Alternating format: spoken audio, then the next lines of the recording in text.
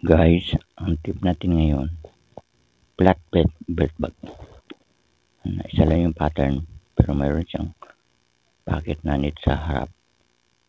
Tsaka ano siya, yung reverse, ano din yung reverse rubberized din na yung gamit natin tila para di siya mabasa.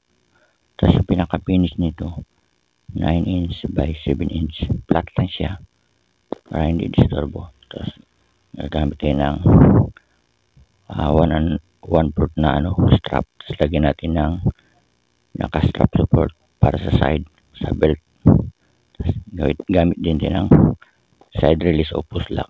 Tapos lalagyan natin ng down slider sa body. Tapos yan, idikit natin yung pinaka belt niya sa gilid. Tapos yung naka-osli niya, i-tiklop natin para pinaka bis niya konti. Yan, okay na, ganun na kasimple guys.